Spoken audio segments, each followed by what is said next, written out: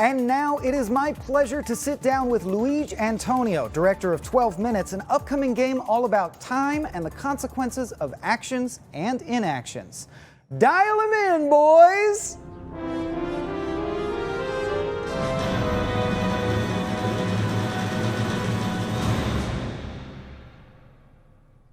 And now, please join me in welcoming the director of the upcoming game 12 Minutes, Luigi Antonio. Thank you so much for being here, sir. Welcome.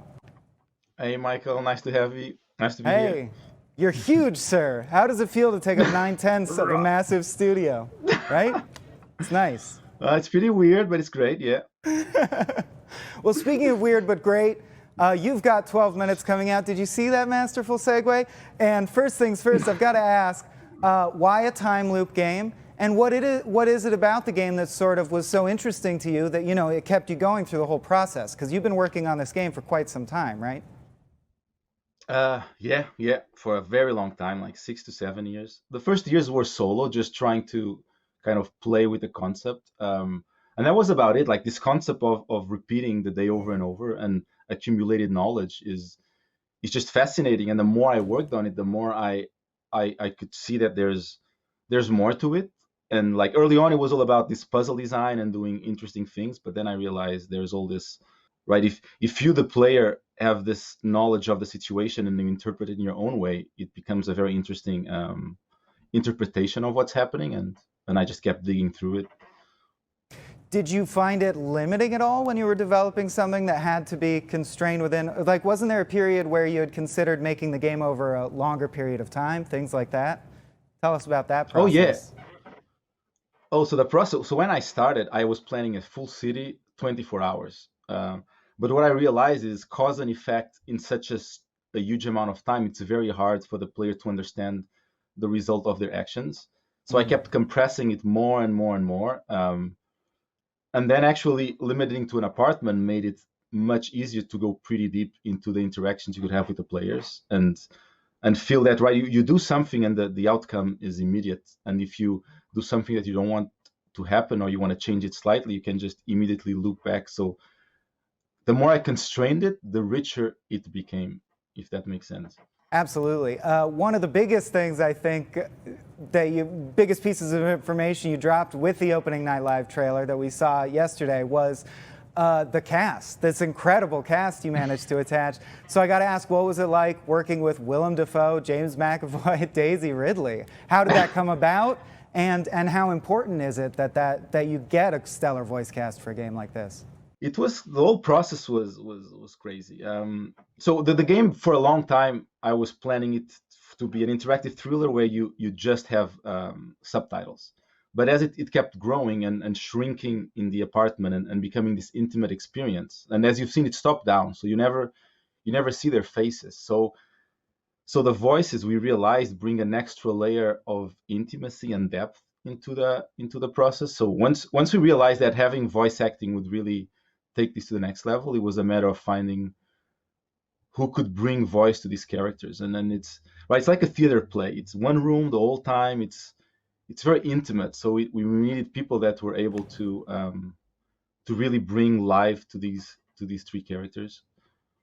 So I got to ask, had you seen Lighthouse before or after Willem was attached to this? Because that's such an I intimate, haven't watched powerful. The Lighthouse yet. You still haven't? Oh, I highly recommend it. Look, I've been so busy. I know. Yeah, for sure. There's some like beautiful monologues there that I'll eventually check out. Yeah. That's all I was thinking was it's another constrained space, so intimate, and his monologues are tour de force. So I can't wait to experience that in an interactive way. So I researched your game on Wikipedia, which is as far as I'm willing to go. And I wanted to find out if this is true or apocryphal, but they cited influences like some really killer influences, Memento, Rear Window, and Stanley Kubrick. Now, is that someone messing with your Wikipedia page, or is that something you said?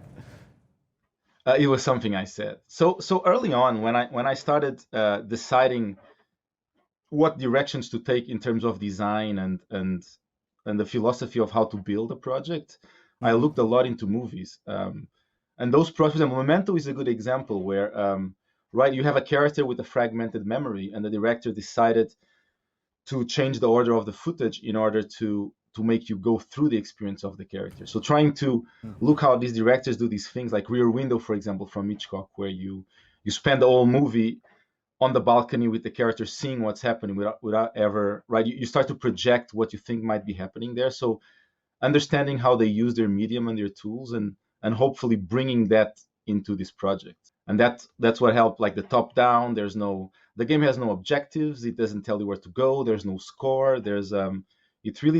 I really try to use all the tools we have available in order to make you experience this in a very personal way, and feel that it's your own experience. I've got to ask, just because I'm imagining playing this, it's almost a game with infinite endings or meanderings, but is there a good ending? Is there a perfect ending that I'm striving to achieve? Or is it up to me what happiness is, so to speak? So I would say that you will reach a conclusion that you'll feel satisfactory for yourself. But like one of the things was like, if it's a time loop game, how does it end, right? So that was something I hope that what we have in this experience will be satisfactory.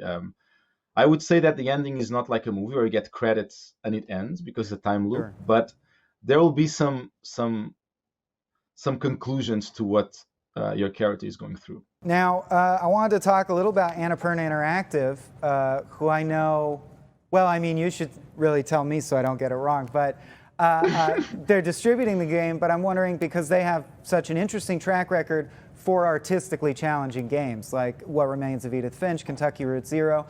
What has it been like to work with them? How did that come about? And are they involved in the development, or are they more of a like support system and they're hands off? How's that been? Oh, it's like a family, honestly. So for a while I was doing this project alone, and then it got to this point where it could grow into something much bigger, and that's where our conversation started. And then Anapurna, right? It has all this background from movies, and so it just became kind of, we both wanted to take this in the exact same direction.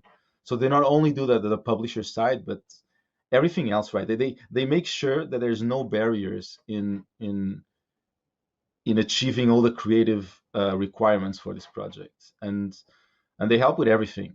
It's pretty cool, I have to say. It's not what I expect the publisher would be. It's like a team. Yeah, well, speaking of teams, you've worked for Ubisoft and then Rockstar as well, correct? Yeah, first So- Rockstar, then Ubisoft, yeah.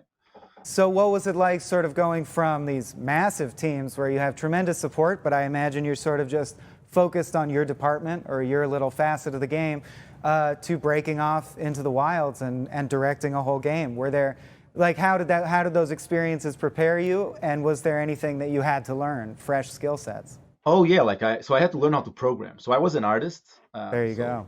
Using 3D Max, ZBrush, just doing like 3D stuff, and to design, I realized I had to learn how to program. So that was like 2 years of painfully learning something I had no idea how to do. After Ubisoft, I was working on The Witness with Jonathan Blow, and the team had a lot of really good programmers. So they helped me kind of understand what it is to program and how to get there slowly. But that was by far the biggest challenge. And also I was alone early on, and I early on parted with Microsoft, and then we got Anapurna to join and become this team, and that was a huge load off my shoulders in terms of the financial and all the spreadsheets and managing side of a project. Sure.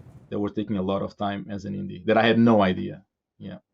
Well, but now that it looks like 12 Minutes is definitely coming to fruition, you've got all these new skills under your belt. I got to ask, I'm not prying for details, but do you have any plans for your next project already? Yes, I have. I have a couple of ideas, but one thing at a time. Like I really want to be in the present moment, so I want to wrap up this Absolutely. project. There's a lot of, and we're at that final stage where everything is there, but needs this huge amount of polish before it comes out. Absolutely. But I have a couple of ideas that I would like to play with, but let's see. Cool. Well, we're just about out of time, but I did have one more question, or just sort of is there any special state of mind or anything you'd like players to be thinking about when they experience this? What is the game about to you, beyond a time loop, if we can move beyond that? I would say the game is about trust. It's really about how you how you deal with the knowledge you have of things that happen and things that might happen, and how you decide to deal with this information, and how you hope that that knowledge and this information might change how you see other people, but in a way project your own life into this experience. Yeah, I hope people, like, we worked very hard to make a very accessible experience and still very complex in terms of design. So I hope people just let it go, just let themselves go into this and see where it takes them. Wonderful. Yeah, it looks like a very unique game. It's right up my alley. I love games that are simple but very mature, let's say, with challenging themes, so I can't wait to play it. We are out of time. That's our 12 minutes. I wish I could loop it infinitely, but we have to move on. Thank you again, Luigi. Wonderful having you. Thanks for chatting 12 minutes with me. Well, 12 minutes looks absolutely awesome, and I, for one, cannot wait to give it a shot.